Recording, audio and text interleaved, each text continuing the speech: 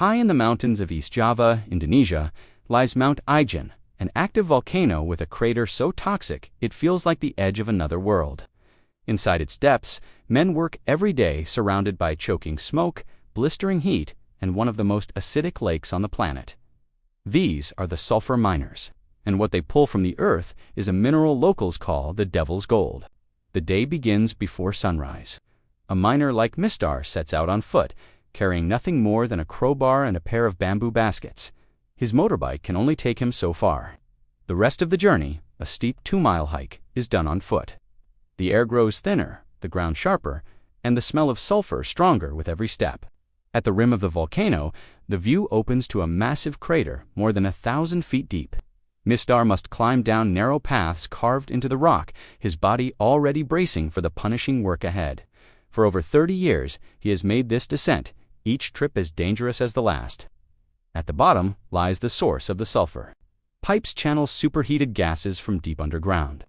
When the gases hit cooler air, they condense into liquid, dripping and hardening into jagged yellow deposits. The miners attack these brittle slabs with crowbars, breaking them apart. But the danger isn't just the heat.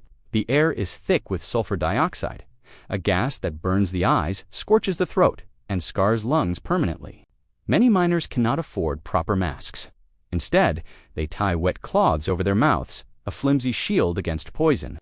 Even brief exposure can leave them coughing violently. Over years, the fumes cut their lives short. Few miners live beyond 50. Still, the work goes on. Barehanded, they lift the cooling sulfur, ignoring burns and rashes, and pile it into their baskets.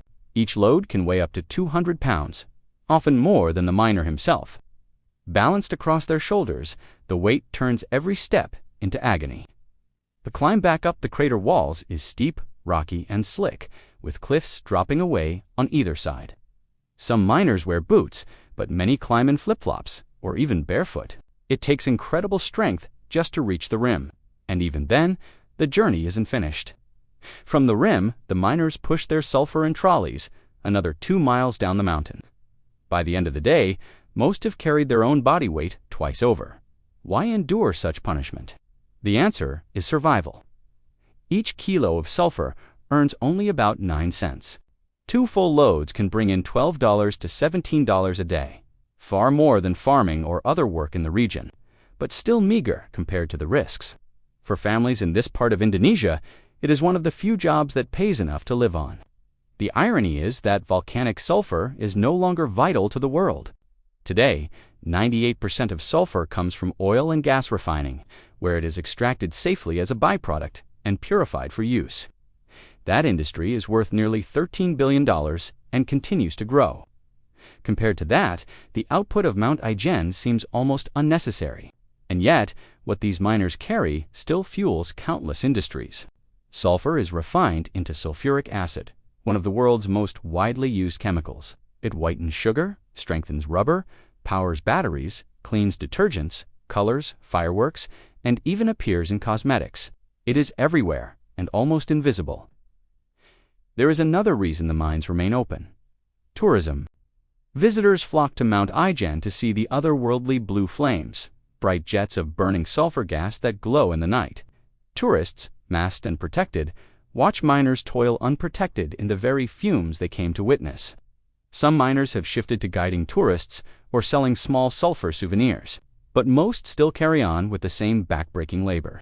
At the end of the day, miners like Mr. return home exhausted. He eats a simple meal with his family, resting in the shadow of the very mountain that both provides for them and slowly destroys him. The sulfur he carries is more than just a mineral.